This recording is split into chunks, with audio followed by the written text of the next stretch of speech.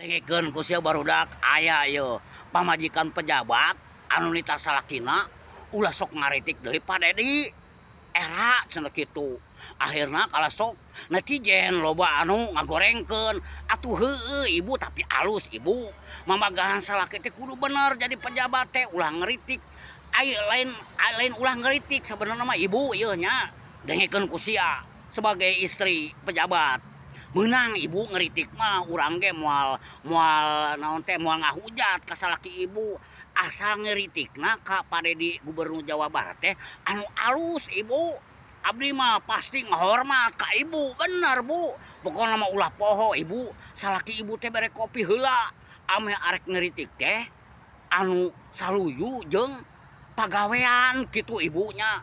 Pokokna mah hatur nuhun ibu atos naonnya atos mepelingan salakina sebagai pejabat. Ulah sok ngeritik teh sembarangan gitu ibunya. Ade ulah poho beres susu ibunya sabelah we.